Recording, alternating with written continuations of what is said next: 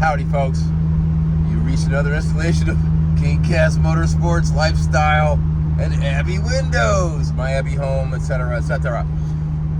It's going to be a busy day. We've got lots of car stuff. Right now, I'm headed into Scott Staffney's office. He's a local attorney here, SCOTUS licensed attorney here, in case things go that far. Anyway, we're doing a lot of work with Church of the Gardens and things of that nature. Work in the common good. Yeah.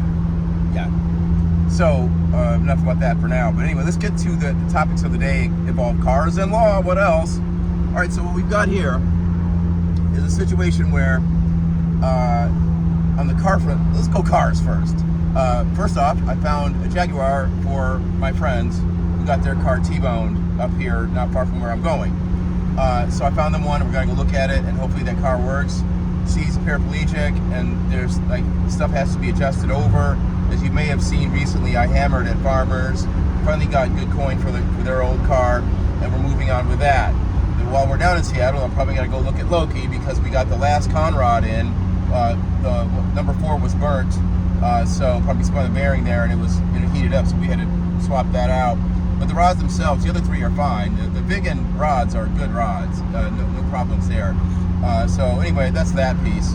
I almost don't want to see Loki though until he's back. You know what I mean? Like, just finish it. You know, maybe even tomorrow. I don't know. Probably right after the 4th. Probably on Friday. Anyway, so let's get to the legal shit. All right, recusal. Judge Schimel, Brad Schimel, declined without comment my first request for recusal. All right, fine. But here's the problem, and that was based on the fact that the first judge left without any, Maxwell left without any rationale. I don't know why, they never said why, okay?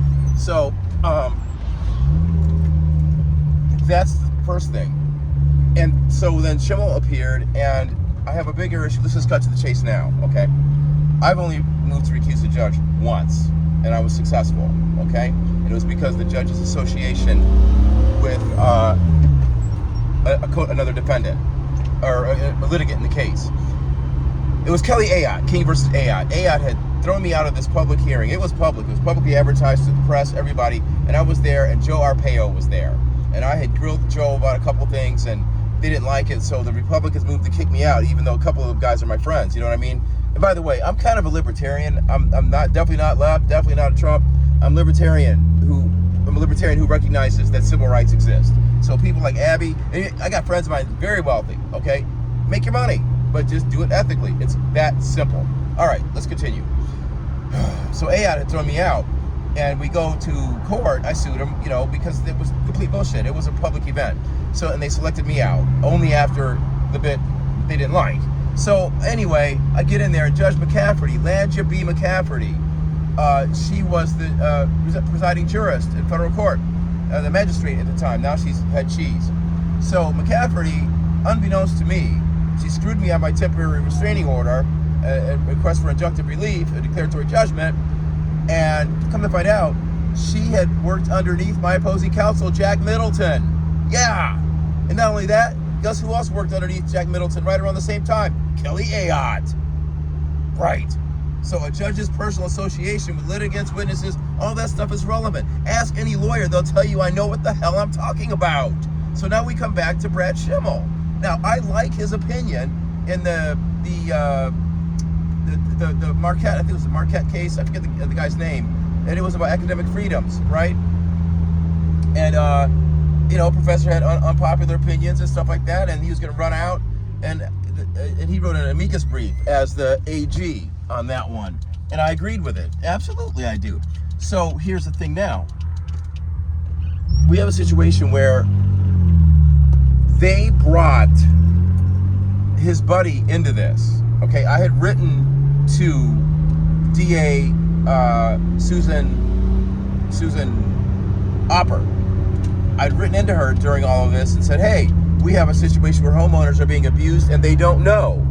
They're unaware of it because they don't know they're being surreptitiously recorded. And also when they're, that was what the issue was at the time. So, okay, fine. But they brought it up as if I'd done something wrong. And I was spreading defamatory information about them. Okay, so follow me here. Okay, this is not that complex. All right. So since they brought her into this case in that manner, and she is an expert, I guess a DA is kind of an expert at legal stuff. That's my thought. I have a right to bring her to the stand and to inquire whether or not, if the facts were alleged, as I put forth in my questioning to her, I have a right to ask her, if those facts were true as alleged, is there a valid legal concern there? Because obviously there is, right? So I'm entitled to bring this person in to answer those questions, and the jury is entitled to look at their demeanor and answering the questions and all of those things. That's the way the system works, right? Right. I went to law school. I get it. Okay. Right? I'm a good trial attorney. You better believe it. So that's the issue here. And given the fact that I am excoriating her for not doing her job, as you guys have seen, right? How can he remain on as a jurist? That doesn't make any sense. Look at the optics of that. It doesn't make sense. So I'm going to renew my motion to recuse him. And that's that. People are like, King, you're going to get in trouble. I'm like I said the other day, we're all already in trouble in this country one way or another, okay? I know what I'm talking about. I know what I'm doing. I'm cogent, and I have to do what I have to do for the integrity of the system. Integrity, which is something Abby knows little about from what I hear from almost everyone. Just another note on her, a couple things on the NARI.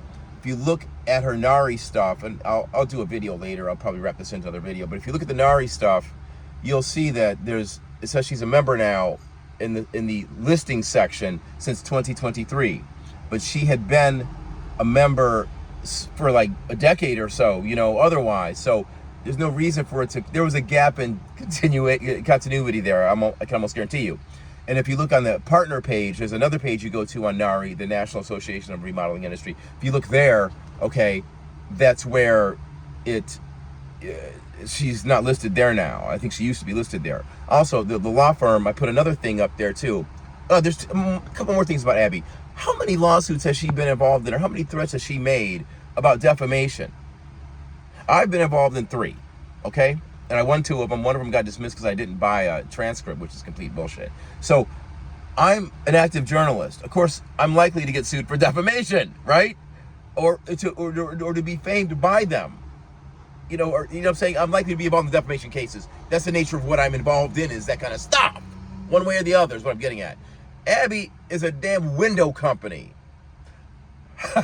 If you ask her competitors, because I know some of the people that used to work for her, who work for the competitors, they don't have this kind of drama, right? She might want to start looking, her and her lawyers might want to start looking inward instead of trying to point the finger at everybody else. Because you know what happens when you do that? You see that coming back? That's what happens. What do I know? So, and the last thing is, too, these lawyers, they represent, like, remodeling industry stuff. They got a bunch of clients like that, the lawyers that came in, Steve Couch's law firm. Well, he's also got a podcast. Okay, now we saw the podcast the other day with the infamous podcast with Abby talking about all her foibles at work, and she's talking this and that, and how she had to force people to use Rilla, right? Well, in his, he says something interesting too, because he talks about 3508 employees, all right? And in that, the requirements that go into that handbook, and I can't say too much right now because it's in private, but I know for a fact that they're messing around with that whole thing. I bet you there's no handbook that has that in there, okay? That's all I'm saying. And there's also no handbook or manual that tells people to turn off the Rilla when they go into that house, okay? These are facts, man. Just watch. So, at least they're going to ink one up now and put it out there when nobody else I've talked to ever saw it, right? These people are just unbelievable. So there you have that piece. I guess that's really about it, that those documents don't exist, okay? And now we have a live consumer complaint too. So that's the other thing too. They've always used the excuse that we can't do anything because we don't have a consumer complaint, which is, I know it to be bullshit. I was a law enforcement attorney. I know that to be bullshit. They have penumbral and plenary powers. They can investigate anything if they see enough consumer complaints online. And Abby's got quite a few, the ones that survived, because I know that she tells her staff to go hunt them down and flag them. Where does it end? For now, it ends right now because I got to talk to Scott. See ya.